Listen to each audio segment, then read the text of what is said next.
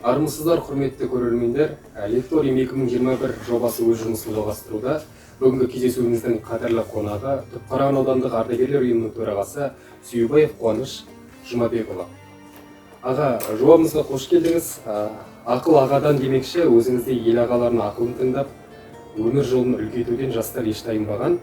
Бүгінгі кездесуіміздің төрінде де сізді ерекше ілтипатпен қош көрдік. Біздің бір ауыз сөзімізді жерге қалдырмай келгеніңіз үшін сізге алғыс білдіреміз. Біздің тарапымыздан қойылатын сұрақтарға шынайы жауап беруге дайынсыз ба? Ендеше сұхбатымызды бастамас бұрын экранға назар аударсақ. Сүйубаев Қуаныш Жұмабекұлы 1967 жылы 10 қаңтарда көпбалалы отбасында дүниеге келген. 1973 жылы Киров мектебінің табалдырығын аттады. Мектепте тәртіпті, озат оқушы болады. 1984 жылы білім ордасын тәмамдаған соң, әкесінің қалауы бойынша карьерде тракторшы болып қызмет атқарады. Қызметте жүрген жерінен әскерге шақыртып алып, Самара қаласына аттанады. Отан алдындағы борышын өтеп келген соң, Астрахань қаласындағы техникумға электрик мамандығына оқуға түседі. 3 жылдан соң мамандық алып, өзінің туған өлкесіне оралады. Жарты жылдан соң отбасын құрады. 1992 жылдан бастап қорғаныс істері саласына жұмысқа жүреді. Басшылықта болады. 25 жыл қызмет атқарып зейнеткерлікке шығады. Қазіргі таңда Түпқараған аудандық ардагерлер ұйымының төрағасы, 3 қыз, 1 ұл тәрбиелеп отырған қамқор әке. Аға, сізге алғашқы сұрақ болсын. Мына сіздің қысқаша өмірбаяныңызбен танысып болдық. Өзіңіз енді көпбалалы отбасыда дүниеге келген екенсіз. Енді осы сізді туған осы ата-анаңыз туралы, сол жандар туралы әңгімеден бастасақ, солар туралы айта өтсеңіз. Біздің әке-шешеміз қарапайым отбасыда дүниеге келген адамдар.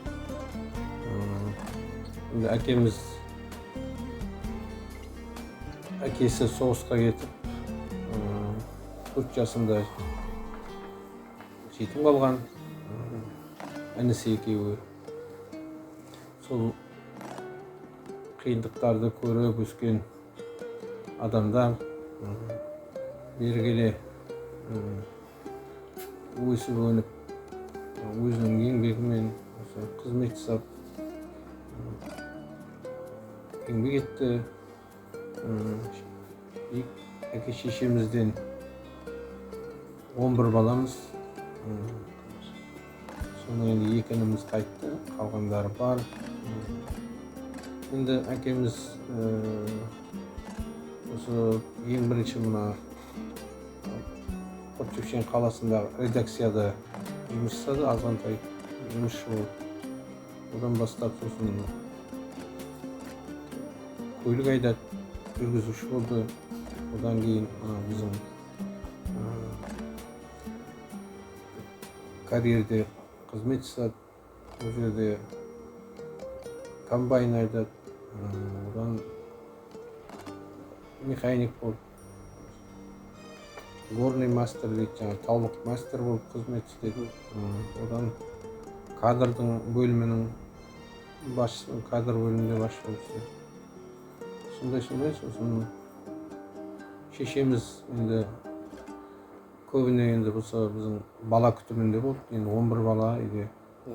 Содан кейін біздің бұрын Қорчевшен қаласында нан шығаратын пекарный нан заводы болды. Сонда қызмет жасады, жұмысшы болды.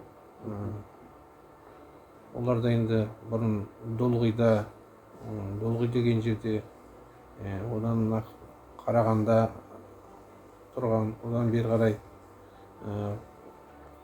Қорчевшен қаласына келген. Оларда енді қарапайым шешемізде, қарапайым семьяда өсіп өнген адам.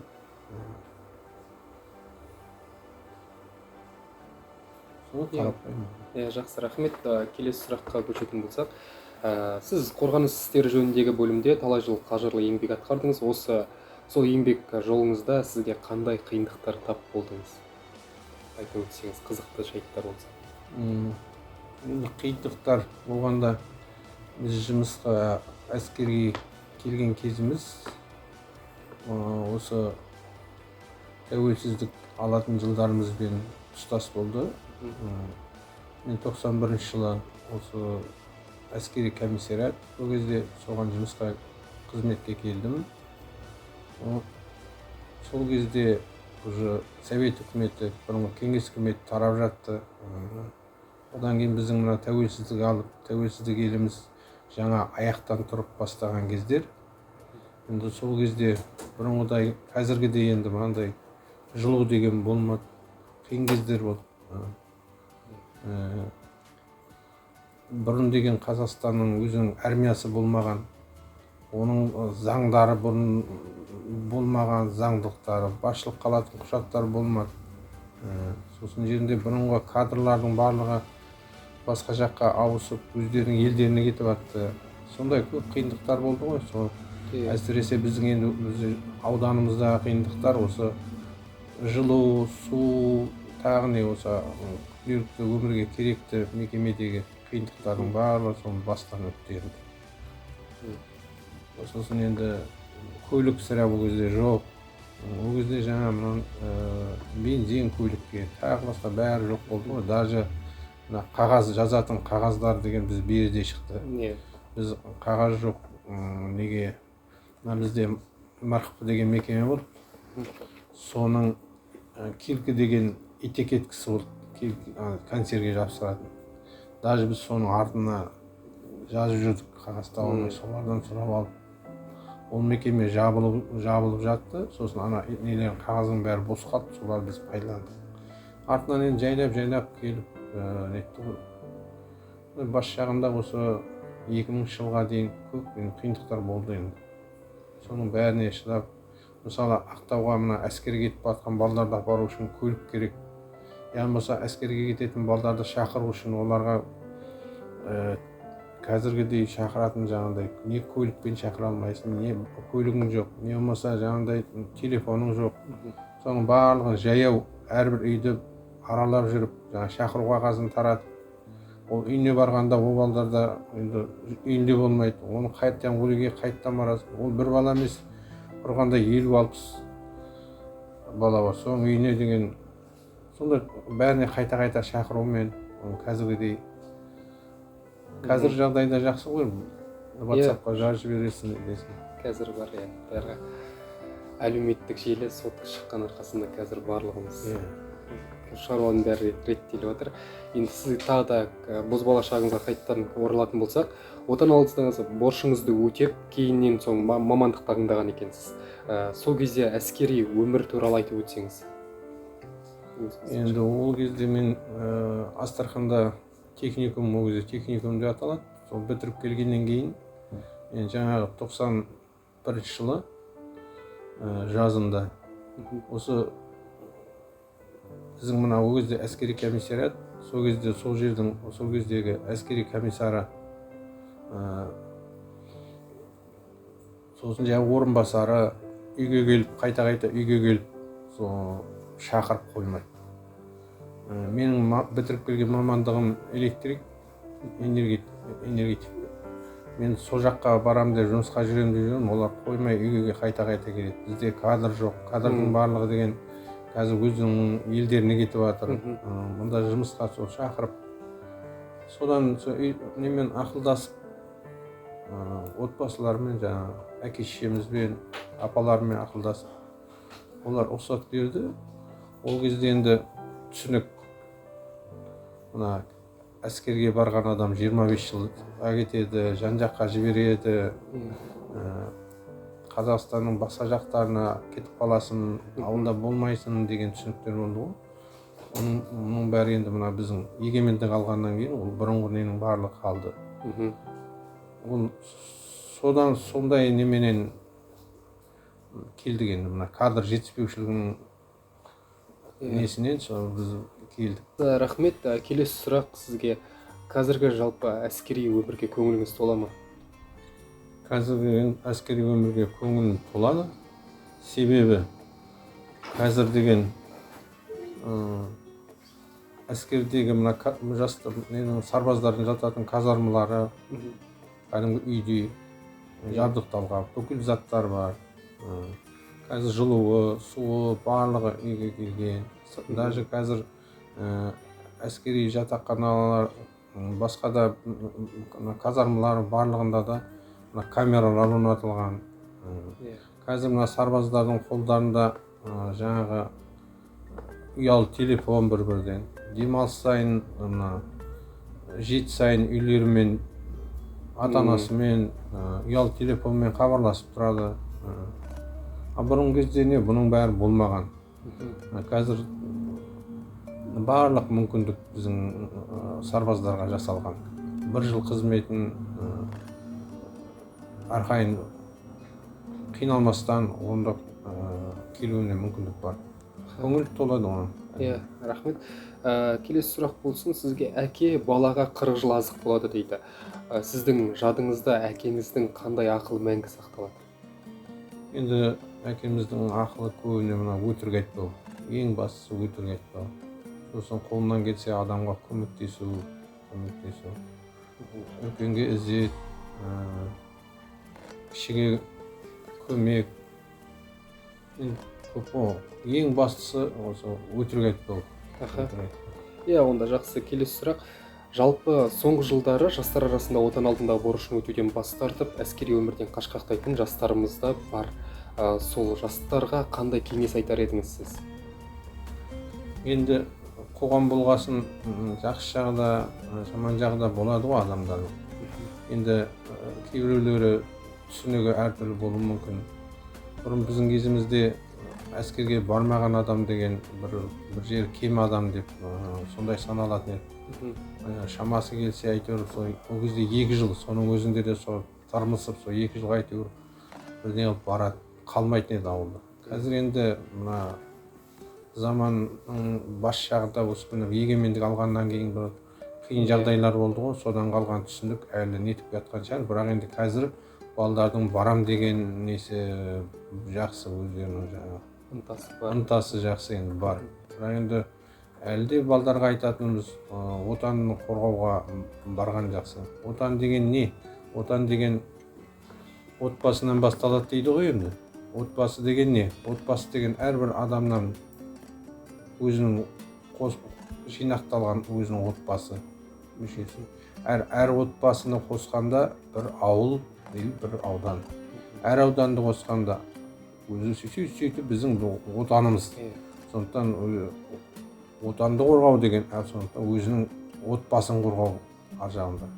Ол жерді ортақ, ауады ортақ, суды ортақ, осы өзіміздің егемендік еліміз, оны қорғау керек. Бізге біреу келіп даладан қорғап бермейді. Оны жерімізді, елімізді, егемендігімізді.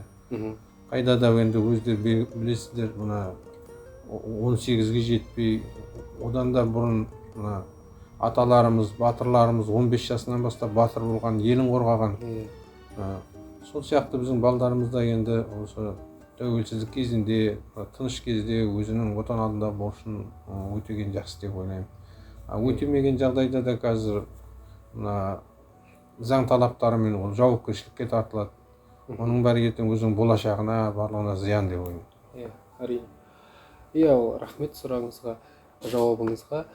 Келесі сұрақ сізге, жаңа айтып жатсыз, тәуелсіз егеменді елімізге биыл мерейлі 30 жыл.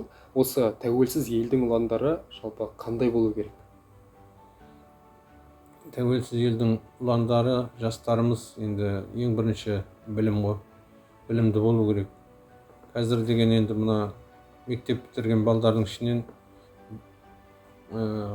жоғары оқуға бармайтын адам деген бір шанда.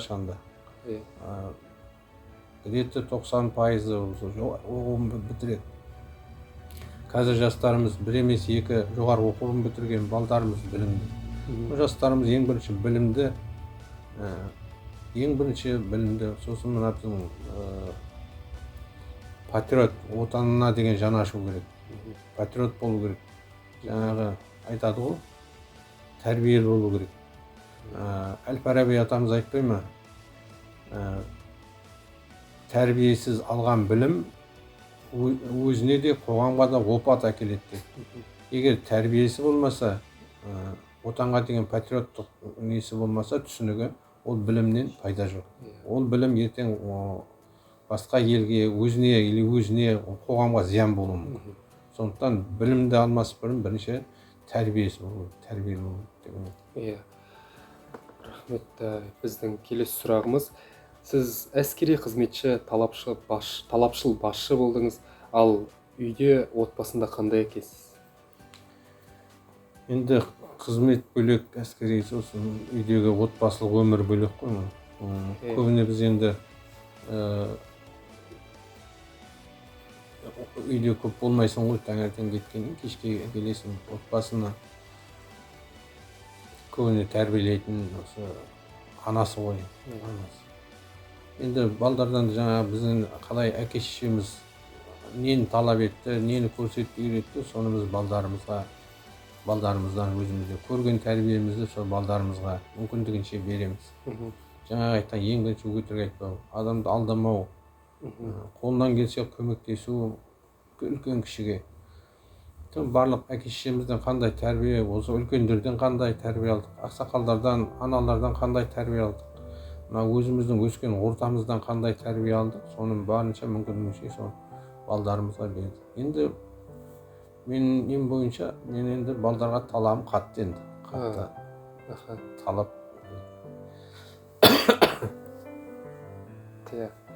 Иә, енді осы жерде әкеге қарап ұл өсер деген сөз бар. Ұлыңыз болашақта еңбек жолыңызды таңдап әскери шенді болып жатса, қандай ақыл айтар едіңіз? Енді мен балам өзі қазір Алматыда оқып жатыр. Ол ер бала. Ол әскеринен таңдаған жоқ. Енді аржағында өзінің ынтасы болмаса, аржағында өзінің болайын деген, өзінің арманы не болмаса, ол баланы зорлап апарып, сен мынандай бол, военный бол, әскери бол, қызметші бол деп айту болмайды деп ойлаймын. Жаңағы зорлап салған тазы түк алмас деген, оны зорлап апарып, мына мамандыққа апарып, ертең ол болмай қалса, ол баланың болашағына зиян болады. Сондықтан мүмкіндігінше өзіміз енді несін бердік, қай бағытта етеді. Өзінің таңдаған мамандығы соған түсіп, енді бұйырса оқып жатыр енді. Әлде заманның ретіне қарай мүмкін қандай заман болады? Бізде жаңа ойламаған жерден келдік болса, әскери салаға. Сондай заман болса, мүмкін ол баруға, кез келген уақытта отан қорғауға, отан үшін қызмет етуге әскери дайын. Ертең мен ойлаймын, осы оқуын бітірсе, әскерге міндетті түрде бару керек. Қызметін, әскери қызметін өтейді деп ойлаймын. Иә, енді осы жерден аға сізге қояр сауалдарымызды тоқтата тұрып, экранға назар аударсақ, сізге кішкене тосын сыйымыз бар. Жаныңызда жүрген жақын жандарыңыздың сіз туралы лебіздерін тыңдасақ. Саламатсыздар ма? Менің есімім Айшагүл. Мен Сүйубаев Қуаныштың қарындасымын. Біз үлкен, көп балалы отбасында тәрбиелендік. Бізді әкеміз жақсылық жасауға, бауырмал болуға, адал болуға үйретті. Қазіргі таңда ағам сол әкеміздің жолын қуды. Менің ағамдың жақсылығын жеткізу үшін 1 минут жеткіліксіз. Менің ағам адал, бауырмал, үлкендерге құрмет көрсететін, кішілерге қамқор бола білетін азамат жігіт. Әр қазақ менің бауырым деп барлық адамға қол ұшын береді. Ешкімге кек сақтамайды. Бізді өмірде болатын қиындыққа, сындарға шыдауға үйретті. Ол әскери жұмыстарына басқа қоғамдық жұмыстарға көп қатысады. Менің бағым бар екен, осындай ағаның қарындасы болғаныма. Ешкім жырта алмайды жағамды, қуаныштай ағам тұрғанда. Әке, сен жансың биіктен атылған, мейірім нұры менен жаратылған, бар әлемнің жақсылығын бойға жиған, менің әкем мен үшін дара туған. Әке, сенің жүзіңнен қуат алам, жанарыңның жылуы шуақтанған, өзің бар да ғажайып көрінеді, шынайы боп көзіме мына ғалам. Әке, сенің жалғайтын өміріңмін, жырларыммен толқыса көңілің тым, мәнісі деп білемін мен өзіңді 28 жылдағы өмірімнің. Әке, сенсің ең алғашқы ағартушым, мен өзіңнің өмірге қаланушың, мендей қызға бұл өмірді сыйға тартқан, Алладан кейінгі сен жаратушым. мендей қызға бұл өмірді сыйға тартқан алладан кейінгі сен жаратушы. Менің әкем Сүйбаев Қуаныш Жұмабекұлы. Мен өз әкеммен мақтанам. Әке Асқартау, ана Мөлдір Бұлақ. Әкем маған үйде дұрыс жүруді, жақсылық жасауды, үлкенді сыйлауды, әке беретін тәрбиенің барлығын берді. Қазақта жақсы сөз бар. Әкенің берген тәрбиесін ешбір мектеп бере алмайды. Менің бұған көзім жетті. Мінекей бұл сіздің жақындарыңыздың сіз туралы ойы болатын. Енді сұраққа қойсатын болсақ, жалпы өзіңізді мақтағанды қаншалықты ұнатасыз? Ең жек көретін затым сол. Жек көретін затым сол. Оны Мақтаған ұнатасыз. мақтан үшін мен өзім жаңағыдай нетулерді жақтырмаймын. Болды онда. Аға, біз мадан бері өзіңізбен әсерлі сұхбат құрдық. Еңбек жолыңызды әскери өмірмен ұштастырып, қазір Ақсақалдар кеңесінің жетекшілік етесіз. Өмірден көргені мол тұлға ретінде кейінгі өсіп келе жатқан жас ұрпаққа қандай ақыл айтар едіңіз? Жас ұрпақ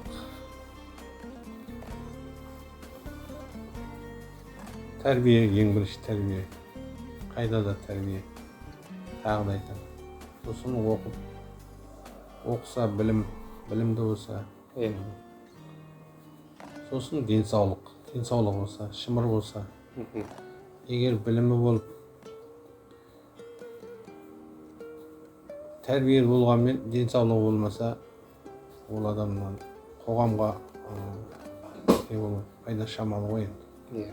Я болмаса денсаулығы болып, не тәрбиесі болмаса, ол оқығанмен, денсаулығы болғанмен онда болмайды. Сол сияқты осы үшеуі қайдада бір жүру керек. Ұштастыру керек. Үшеуін ұштастырып, барлығын мүмкіндігінше ол үшеуі. Тәрбие, білім, денсаулық. Осы үшеуін бір арнаға тоғыстырды. Аға, сізге бүгінгі әсерлі танымды сұхбатыңыз үшін көп рахмет. Мынау біздің орталықтың атынан сізге кішігірім сыйлығымыз. Алайын. Сау болыңыз. Нағыз керек Әбіш ағамыздың жақсы бір сөзі мен неге ұстаймын. Ақыл сұрамаған адамға ақыл айтқан адам ақымақ дейді. Оның бұл кісі жаны ашып көп адамға ақылын айтып жолын көрсеткен ғой жоғары. Соны көп адамнан бұл жұрт түсінбей, өзі содан көп таяқ жеген да. Ол сұрамаған адамға айтпау керек. Өзі сұрап келсе, онда барынша айтады. Осы кісінің несі ақыл сұрамаған адамға ақыл айтқан адам ақымақ. Соны мен өзім өмірімен неғылып.